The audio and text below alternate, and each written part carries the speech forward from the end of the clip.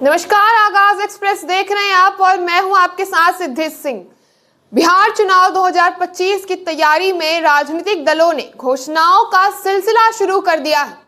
महागठबंधन के नेता तेजस्वी यादव की सामाजिक योजनाओं की घोषणा के बाद अब एनडीए के सहयोगी और हिंदुस्तान आवाम मोर्चा के नेता जीतन राम मांझी ने भी बड़े चुनावी वादे किए हैं। नई दिल्ली में हुई पार्टी की राष्ट्रीय कार्यकारिणी बैठक में 9 प्रमुख प्रस्ताव पारित किए गए, जिनमें बेरोजगारी भत्ता, मुफ्त बिजली और सामाजिक कल्याण योजनाएं शामिल हैं। बैठक में बेरोजगारी भत्ता बढ़ाकर 5,000 रुपए करने और घरेलू उपयोग के लिए 200 यूनिट मुफ्त बिजली देने का प्रस्ताव रखा गया है। आपको बता दें कि बिहार की राजनीति में मुफ्त बिजली देने का वादा अब एक बड़ा मुद्दा बनता जा रहा है।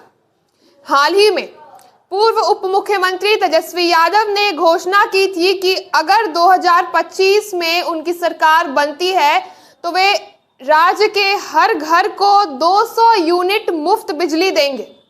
इस घोषणा ने जनता के बीच अच्छा खासा एक ध्यान खींचने का काम किया है। तेजस्वी का ये कदम गरीब और मध्य वर्गीय परिवारों को राहत देने की कोशिश माना जा रहा है। उनके इस वादे ने बिहार की राजनीति में एक नई बहस को जन्म दे दिया है। ऐसे में सवाल उठ रहा है कि क्या अन्य दलों पर भी इसी तरह की लोक लुभावन घोषणाएं करने का एक दबाव बन गया है।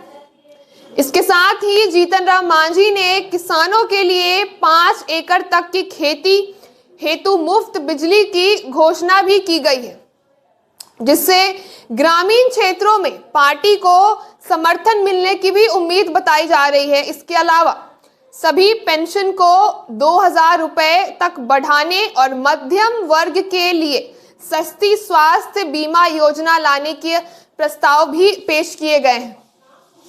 महिलाओं और बेटियों के सशक्तिकरण पर भी जोर देते हुए मांझी ने माता सबरी सम्मान योजना शुरू करने का ऐलान कर दिया है, जिसका उद्देश्य बेटियों को आर्थिक मदद देना है।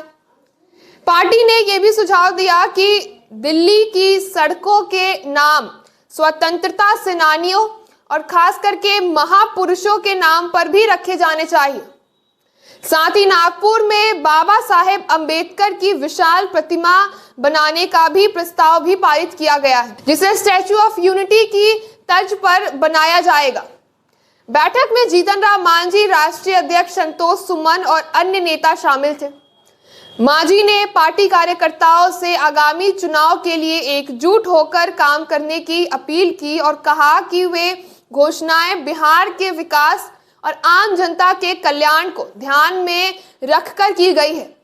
इस मौके पर मांझी ने सोशल मीडिया प्लेटफॉर्म पर भी उनकी पार्टी द्वारा एक लोगों की समस्याओं के समाधान और उनके अधिकारों की रक्षा के लिए एक प्रतिबंधित दिखाई दिया। उन्होंने 2025 में नई दिशा देने का भी दावा किया है। अब ये देखना दिलचस्प होगा कि मांझी के ये वादे जनता को कितना लुभाते हैं और एनडीए के पक्ष में कितना असर डाल पाते हैं। तो ऐसे तमाम खबरों के लिए आप जुड़े रहे हमारे साथ और देखते रहिए आगाज एक्सप्रेस।